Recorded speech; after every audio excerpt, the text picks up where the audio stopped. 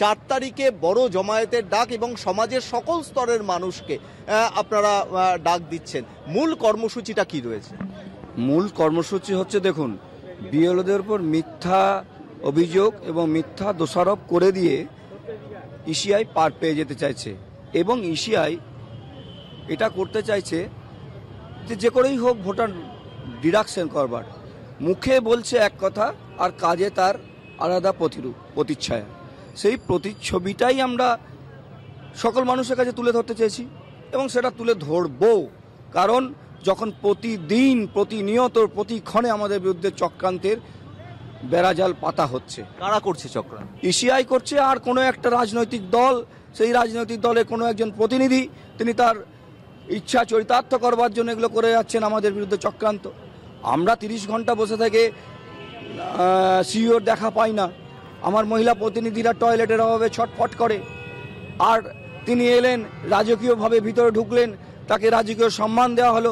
সেখান থেকে আপনার বাইরে কথোপকথনের ছবি প্রেস মিডিয়াকে দিয়ে দেওয়া হচ্ছে, সেখানে বেরোচ্ছে।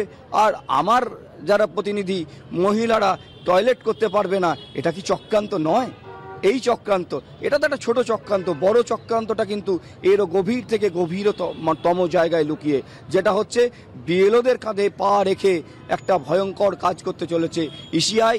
পশ্চিম বাংলা সহ যেখানে যেখানে এসআইআর হচ্ছে সেখানে সেখানে। তাই তো দেখছেন যে ভাগীরথীতে যে তুফান উঠেছে, পঞ্চনদে তার ঢেউ লাগা শুরু হয়েছে। আরো একটা গুরুতর অভিযোগ যেটা আপনারা করছেন, যে আজকে রাত 12টার মধ্যে যে সমস্ত পেন্ডিং এনুমারেশন ফর্ম রয়েছে বা আনডিস্ট্রিবিউটেড, বিলি করা হয়নি, সেই ফর্মগুলোকে আজকের মধ্যে আপলোড করতে হবে। এটা কি সম্ভব? এরকম হঠাৎ করে এই যে নির্দেশিকা এলো, ধরুন, এ তো তুগলকি ফরমান।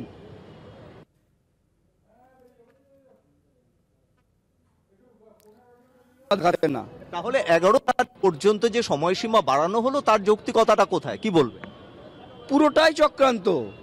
আমি প্রথম থেকেই বলছি, আজও বলছি, আগামী দিনেও বলবো, ইসিআই এসআইআর এর নামে চক্রান্ত করছে। এটা হচ্ছে স্পেশাল চক্রান্ত। 5 দিন 7 দিন 10 দিন বাড়ানো নয়, ওনাদের কাজই হচ্ছে কি করে জেনুইন ভোটারকে ডিডাক্ট করা যাবে, এবং সেটা বিএলওদের কাঁধে ভর দিয়ে। কারণ দেখুন, যে মানুষটা জেনে গেছে যে 4 দিন বাদে আসবো, 5 দিন বাদে আসবো, আমার ফর্মটা তো হয়ে আছে, 4-5 দিন বাদে আসবো, সে কি করবে? তা সে কি করবে বলুন? এই তো জায়গায় এই পরিস্থিতি দাঁড়াচ্ছে।